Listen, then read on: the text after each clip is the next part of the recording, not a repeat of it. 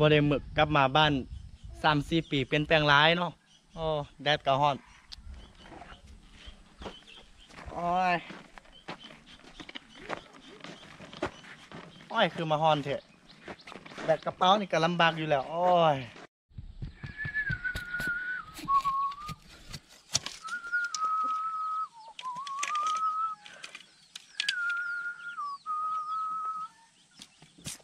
โอ้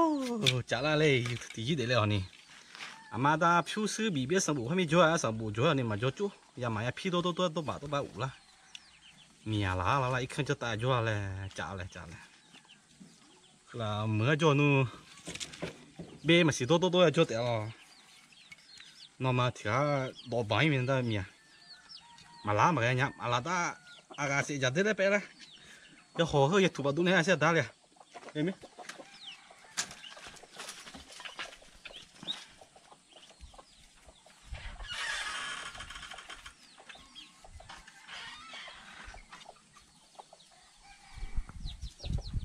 rồi là gì để đây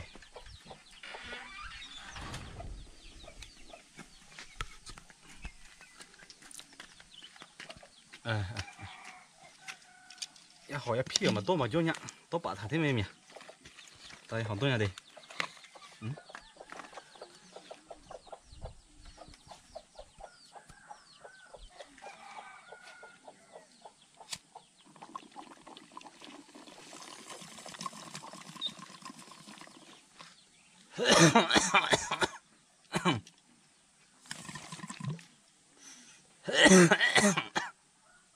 ôi phụ la lê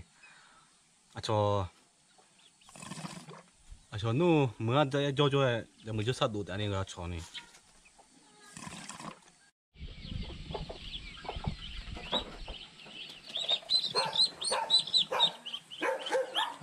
cái sao phao ăn này cái sao này ô sang ô sang mới được rồi โอ้แม่นแล้วเป็นไทยนี่คือฮู้จักหน่อย คำซีได้คำซีมาซีเนี่ย โอ้ เฮียน้ำกันตะกี้ได้ โอ้จื้อแล้ว ตัวเรื่องภาษาข้าวอ่ะ โอ้เฮาไปเรียนอยู่เวียง3-4 ปีลืมหมดนะเสี่ยว โอ้ดีเลยที่บ่ลืมซื้อพ่อซื้อแม่นี่เพื่อนเฮาเสียวไปแวะเพื่อนเฮากันโอ้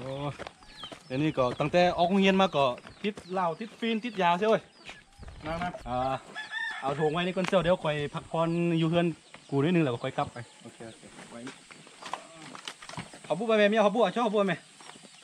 โอ้ขอบใจหลายโอ้ nó à u la de sầm bù cả cho nó ít khi màวันนี้นะ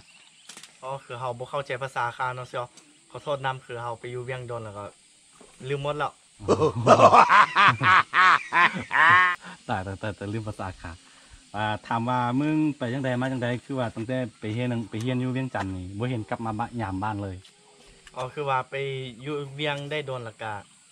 บ่อยากกลับมาอยู่ใช้ชีวิตอยู่บ้านนอกบ้านนาเดี๋ยวนี้เนาะอยากใช้ชีวิตอยู่ในเมืองอีกอย่างก็แฟนเป็นคนอยู่ในเมืองแล้วก็คือสิมาใช้ชีวิตอยู่บ้านนอกบ้านนาเดี๋ยวนี้บ่ได้เนาะเสี่ยว ว่าเป็นยังเสียว่าเป็นยังกันพูดอยู่ใส่หรือมีความสุขก็อยู่ไปรถว่าแต่อาจจะว่าได้อีกครั้งไหน คือได้เขาว่าแม่เจ็บแล้วก็มาเบิ่งซื่อๆเสียวเดี๋ยวก็กลับไปแล้ว ได้เห็นอยู่เห็นเอ้ยมึงจมอยู่ว่าเจ็บมาได้2-3 เดือนนะได้เป็นมะเร็งระยะสุดท้ายเลยฮะเรื่องนี้แหละเสียเว้ยกลับมาอยู่ตั้งแต่เขาไล่กูออกจากโรงเรียนก่อนนี่มาเอาแม่อีนางนี่ก็เป็นลูกกู พ่อใหญ่ไวเนาะบ่เห็น ไปเอาไปเฮ็ดแม่เขาท้องมีลูกมีอีนางนี่แหละเราก็เลยจำเป็นได้เอาเสียที่จริงกูเวียกเอานะ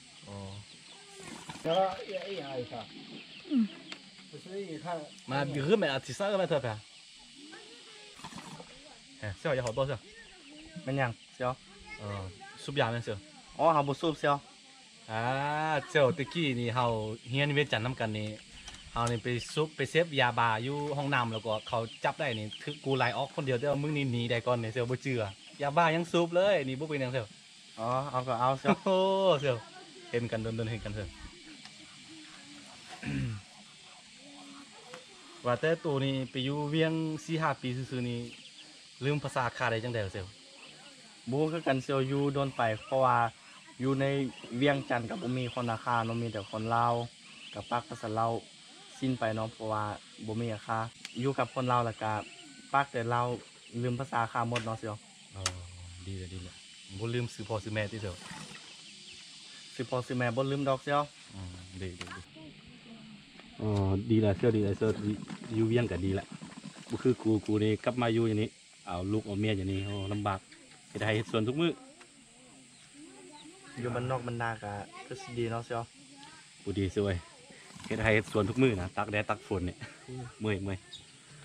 อาคาโดมาเงี้ยแม่นเนาะอาคาโดเงี้ยบ่บ่สิเอาเนาะแหละ คือเฮาบ่ฮู้ภาษาอาคาแท้ๆเนาะเซียวลืมหมดแล้ว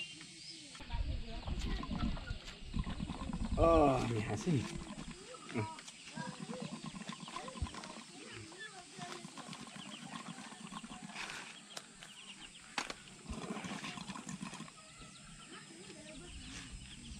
โอ้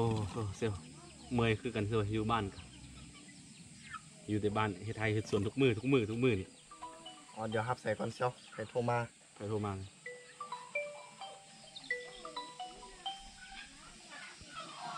ฮัลโหล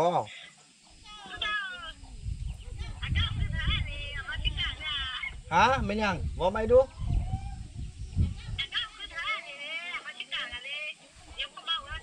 อย่ามาสิขาอาเจอ tuอย่า